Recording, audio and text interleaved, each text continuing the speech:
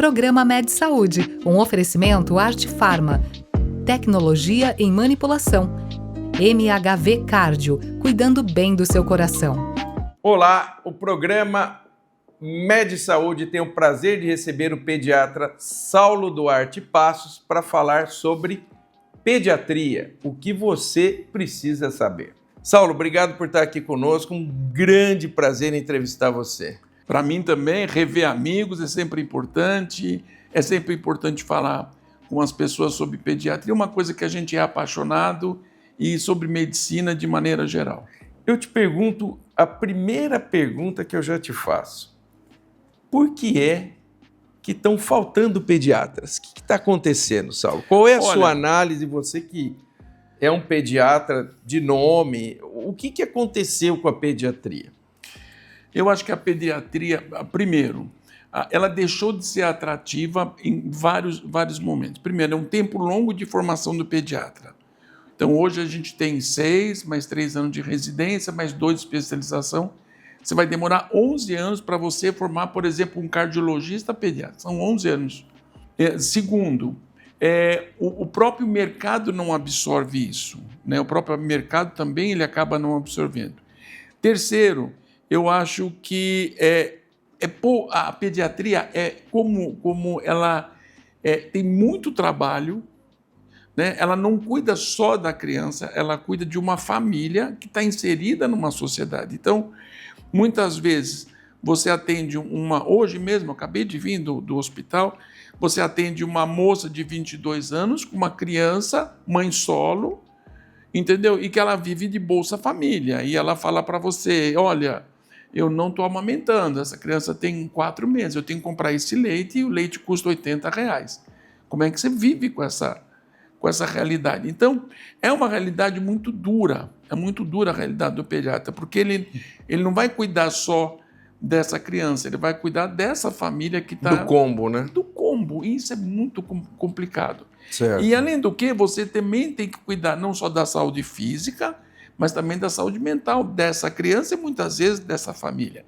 Tá. Então, hoje, a tecnologia, eu acho que ela tirou um pouco, acho que esse é outro aspecto que a gente tem que considerar, que ela tira também essa relação médico-paciente. Então, a gente que já tem mais um longo caminho mais, né, nessa estrada, a gente priorizava muito a relação médico-paciente, do olho no olho, de falar, de entrevistar. E hoje essa coisa está se perdendo muito, quer pela tecnologia, quer pelo mundo moderno. Então, eu acho que são vários fatores que não é atrativo para os alunos. Os alunos não querem, eles querem uma coisa mais rápida, mais imediatista, a curto prazo, e que eles possam também ter uma subsistência muito melhor, mais rápida. Então, pediatria dá muito trabalho, mas é um desafio, ela é fascinante. O retorno é bom? Olha, retorno financeiro não, péssimo negócio.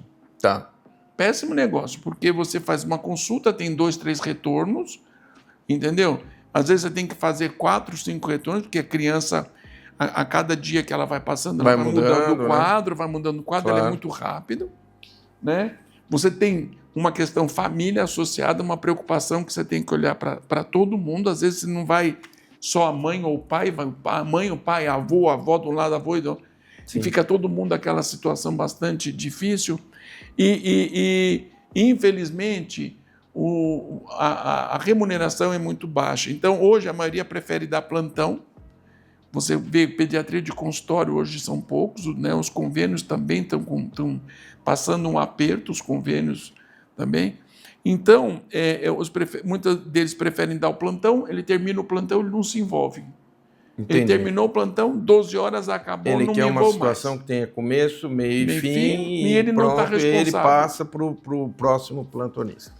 Tá. Então, esse combo você acha que acabou, então, de alguma forma, afetando o interesse dos formandos para escolher a área da pediatria? Hoje, o jovem, ele é um jovem da tecnologia, né? Hoje não é um jovem, ele se forma médico, mas não é um médico com aquela vocação de você cuidar, né? Tem gente que tem aluno que fala, não, eu quero fazer telemedicina. Mas eu falei, só telemedicina? Só telemedicina. Eu não quero ter contato com o paciente. Entendi. Então, é muito triste a gente Para você que está envolvido na docência, na né, docência Saulo? é muito triste de ouvir isso daí. E daqui a pouco ele é um médico. Então, eu acho que, se você pensar as outras áreas também, eu acho que aí vem aquela história, é a vocação, né? Quem vai para a pediatria não vai por dinheiro, não vai por dinheiro. Se for por dinheiro, ele não vai ser. Mas, em compensação, é uma especialidade belíssima, belíssima. E aí eu já engato uma pergunta. Qual foi o motivo da sua vocação para a medicina e, dentro da medicina, para a pediatria? Então, você sabe que eu tenho uma história. Assim, eu não ia ser médico. Primeiro, eu ia ser pianista. Tá. Desisti de ser pianista. Família humilde, não tem como ser pianista. Bom, aí eu falei, bom, então vou ser médico. Isso no final. Eu ia ser engenheiro, depois passei a ser médico no último momento. E aí aconteceu um fato na minha vida, quando eu era garoto, que isso que me fez depois ser médico e ser pediatra. Olha que interessante. E eu estava com uma cachumba e família humilde, não leva ao médico, não sei o quê. Tinha um médico na minha cidade que ele ia uma vez por semana e você tinha que ir lá e achar aquele médico naquele dia. E eu era louco por sucrilhos. Sucrilhos, aquela coisa que família com 6 filhos, você compra sucrilhos? Quando? Nunca. Presente de aniversário, sucrilhos, né? Ok. Então, aí, um moleque danado, com cachumba, não sei o quê, aí eu falei pro médico, eu posso comer sucrilhos? Ele falou assim, não só pode, como eu recomendo. Escreveu na receita, sucrilhos 3 vezes ao dia. Eu saí de lá e falei, é isso que eu quero ser. Eu quero ser esse Foi médico. uma relação de cumplicidade. Cumplicidade total por um sucrilho. Por uns sucrilhos. E até hoje, quando eu vou escrever, quando o paciente chega no consultório e fala assim, mas eu posso comer? Eu falei, não só pode, como deve. Escreve, já deixa ali. Já deixa ali. Claro para os pais que está ali a relação de cumplicidade. Total. Muito bom, Saulo. E eu te pergunto, como é que foi a tua trajetória dentro da medicina? Eu te conheço, mas eu quero que o público conheça o Saulo Duarte Passos. Eu tive uma trajetória assim, bastante enviesada e uma trajetória de famílias, que eu sou o primeiro médico da minha família, de todo mundo. Então é uma família mais humilde, que você tem o primeiro médico, que você tem que sobreviver construir a tua vida. Você tem que construir, você não tem uma família que possa te construir.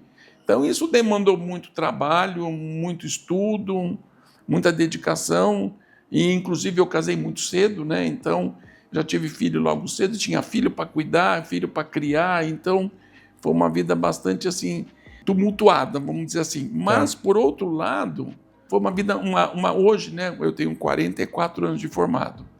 Então, hoje eu falo assim, olha, foi uma luta de vitória e de sucesso. A minha história é de sucesso. Sem dúvida que foi de vitória e de sucesso. Isso eu posso atestar que sim.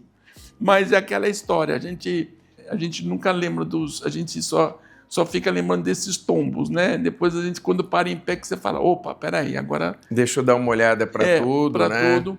Mas assim, a gente vem de uma época da medicina, né, que... você tinha uma abrangência muito maior dentro da medicina. A gente já trabalhava desde muito cedo na medicina, já dava plantão no hospital, era um outro envolvimento que você tinha dentro da medicina, que hoje não tem isso, né? Mas a gente já, segundo ano, você já era rato de hospital, você já frequentava terceiro ano, e aí via que ia seguindo. Eu me lembro também de ter acompanhado. A gente ficava meio como um peixinho, né? Você ficava acompanhando alguém que você admirava e aquilo ia dando os insights e as coisas todas, né? E que você vê, hoje a gente vê perder isso, né? Não, hoje praticamente você não vê isso. É um ou outro que vem e eu me recordo disso com boas lembranças, assim, que isso, de alguma forma, exerceu uma influência grande em passos que eu dei na carreira, e você está dizendo que também para você também foi assim. É muito importante isso. E Dentro dessa tua trajetória, que conheceu tantas pessoas, o professor Saulo é professor livre docente pela Universidade de São Paulo, que não é pouca coisa. Para você chegar a ter um título desse, você precisa ter uma trajetória muito exitosa. Nessa tua jornada, Saulo, quem foram os médicos que te influenciaram? Você podia dizer assim, Olha, esses eu caras acho que assim, tiveram um papel importante na minha vida. Eu tenho várias pessoas que eu prezo muito, e as que eu não prezo em vida, eu prezo na minha prece. Eu acho eles, importante né? também. Assim, durante a escola eu tive alguns mestres na microbiologia, que hoje, com certeza, eu fiz meu pós-doc em virologia, mas foi lá de trás que eu comecei a aprender isso. A clínica, com certeza, um outro professor, Luiz Pereira, que era pneumologista, que inspirou muitas gerações. Você formou onde, Saulo? Formei em Mogi das Cruzes. Mogi das Cruzes, ok. Aí, depois, quando eu fui para fazer um mestrado na USP, depois eu já passei para o doutorado, aí eu comecei a trabalhar com a parte de vírus, né? E aí eu fiz o meu doutorado com doença exantemática, mas na verdade especificamente com rubéola. Na época não sabia qual é a idade que se vacinava as crianças para rubéola. Interessante. Porque a vacina já tinha nos Estados Unidos a questão já de uns 10 anos, mas não se sabia no Brasil qual era a idade, porque a vacina da rubéola tem uma particularidade. Se você, dependendo da faixa que você vacina, você joga esse indivíduo que tomou a vacina e depois ele vai perdendo anticorpos numa idade mais fértil. E aí tem o risco da rubéola congênita. Então, você precisa saber muito bem se é melhor você deixar a criança ter rubéola pequenininha ou ela vai ter rubéola. Então, era uma vacina que tinha muito essa coisa, tinha que saber a idade correta para você não deixar a sua criança ou não deixar ter na mulher jovem. Então, a gente fez um estudo, na época, foi um estudo chamado Corte de Caieiras, e junto na própria USP mesmo. E aí a gente conseguiu determinar a idade ótima de vacinação, e a partir daí a Secretaria de Saúde do Estado implantou a vacina de rubéola. E aí a síndrome da rubéola congênita, que é uma coisa muito grave, ela acaba terminando, e na época, a gente fala, olha, tem que ter cobertura de 90%, pelo menos para a vacina, para você não deslocar a curva. Então, o primeiro ano teve cobertura, foi ótimo, caiu. No segundo, terceiro ano, caiu a cobertura, começaram a apresentar outros casos. Então, mostrou bem que a idade estava correta. E hoje a gente não tem mais rubéola congênita, graças a Deus, no país como um todo. Que bacana, que contribuição importante, hein, Saulo? Foi uma contribuição que foi muito. Aí depois eu passei para virologia, fiz o meu pós-doc na virologia com vírus, continuei com vírus exantemático e respiratório, e depois a livre docência, aí eu fiz com essa coroação toda na área materna e infantil, e depois professor titular. Aí a prova última de professor titular, e agora acabou. E aí, meu amigo, muito bem. Acabou não, tem mais coisa. Tem mais coisa. Tem surpresas, tem surpresas na reta. Tem surpresas.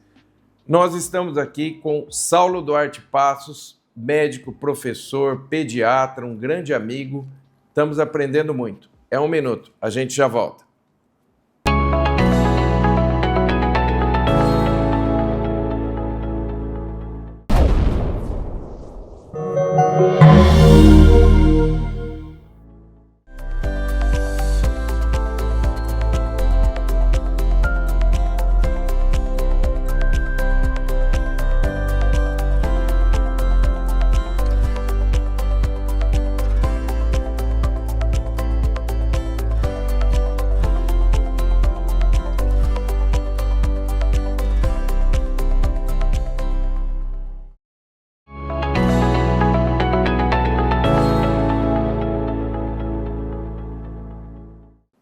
Estamos de volta com Saulo Duarte Passos, médico pediatra, falando sobre pediatria, o que você precisa saber.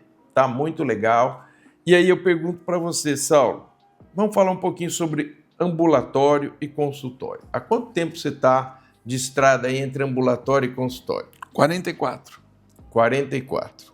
Como professor da Faculdade de Medicina? 38. 38 anos dando aula na Faculdade de Medicina, Saulo. Você Na verdade, vai para o céu. 39, porque eu dei um ano antes, eu dava aula de patologia, que é o meu primeiro emprego como professor de patologia. Que bacana, Saulo. Aí eu fiz dei 2 anos de patologia, depois eu só fiquei na pediatria, 38 na pediatria. Nossa, que Então, bacana. no total dá 40. Dá 40.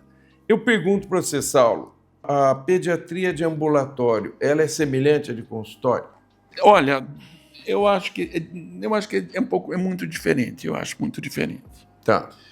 Eu acho que, assim, no consultório, dependendo, evidente, do consultório, do enfoque e tudo mais, às vezes no ambulatório, por exemplo, eu sempre fiz ambulatório acadêmico, né? Então, dentro da instituição. E o ambulatório acadêmico, você expande muito a conversa, você expande muito a discussão, então é um ambulatório mais comprido, mais recheado, mais robusto, em termos do acadêmico. O consultório, você vai, mas você foca mais naquela pessoa, naquela criança, naquela família, você tem que ter essa visão como um todo, que muitas vezes no ambulatório não dá para isso. Mas eu acho que essa parte, mas de maneira geral, elas são muito semelhantes, né? E a pediatria de consultório tem algum segredo, Saulo? Você que já está tantos anos fazendo consultório, o que você tem a nos dizer do consultório de um pediatra? Porque Olha, tem a puericultura, tem aquela situação da criança doente, que já não é puericultura. Enfim, como que é ser um pediatra de consultório? eu acho que assim, primeiro, eu acho que para ser pediatra de consultório, primeiro, ele precisa gostar muito de criança. Muito. Não é gostar pouco, tem que gostar muito. Porque na hora que você está no seu consultório, que a pessoa vem te procurar, ela está te escolhendo. Sim. Então, a gente tem que lembrar isso, que a gente é escolhido. Então, isso é uma deferência do paciente com a gente. Muitas vezes o médico, não, me procurou. Não, é o paciente que escolhe a gente. E escolhe por N motivos. N motivos. Então, eu encaro isso como um respeito que o paciente me escolheu para ser o médico do filho dele. E se ele escolheu para ser o médico do filho dele, eu tenho que me dedicar a essa criança. Eu tenho que disponibilizar o meu telefone, eu tenho que me disponibilizar, entendeu? E eles ligam dia, noite, mas eu acho que faz parte da sua especialidade, da sua vivência. Então, você tem que se entregar para aquele paciente. No ambulatório, você também se entrega, mas você fica mais restrito àquela condição. Por exemplo, eu faço um ambulatório de doença infecciosa. Então, você tem aquelas doenças específicas da criança, você acompanha, é mais infecção congênita, então a gente olha para essa mãe, olha para isso tudo. Agora, a complexidade do consultório é muito maior, muito maior. Tem famílias, eu já estou na 2ª geração de paciente. Rapaz. 2ª geração. Então, tem famílias que vem a mãe, a filha, aconteceu agora, recentemente, e a netinha. É sensacional. E eu isso, né? olho para aquela mãe, eu falo assim, eu estou te vendo de vestido azul, chacoalhando, porque ela era uma menina que usava um vestido e a mãe era muito coisa. Ela vinha, ela fazia toda a graça. Ela falou, você lembra? Eu falei, lembro, eu estou vendo você entrar pela porta. Agora você está vindo com a tua filha, do mesma idade. Então, isso é uma coisa, que não tem nada que pague isso. Nada que pague. Nada. É muito interessante porque você participa da evolução daquela família, né? Família. Das gerações, e você né? pega você pega a ficha de atendimento no papel da mãe. Da mãe, entendeu? Eu lembro, você vai olhar a netinha, você vai... a mãe, a avó... Saulo, você é ótimo. E o que você considera importante numa consulta pediátrica? Você vai atender o que é importante, o que numa consulta o pediatra tem que dar aquela atenção. Olha, eu acho que a primeira questão do vínculo, estabelecer o vínculo. Sim. Isso, tem que estabelecer o vínculo. Mesmo quando o vínculo se torna difícil, porque tem consultas que o vínculo é muito difícil. Eu imagino. Muito, muito. A vínculo, às vezes, com adolescente é difícil. Tem crianças que têm um vínculo mais difícil. Mas acho que essa primeira coisa é acolhimento. É acolhimento daquela criança que chega, que está doente, e daquela família. Eu acho que é a primeira... eu acho que o bom médico, não é o médico que sabe tudo, mas é o médico que acolhe. Ele pode, naquele momento, ele não saber o que é, mas ele vai atrás, ele procura, ele acha, eu procuro falar isso, mas eu acho que o acolher, eu acho que esse é o...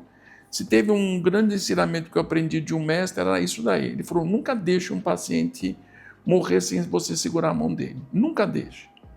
Olha que impressionante, hein? Impressionante, você está do lado. Eu era acadêmico, então eu não...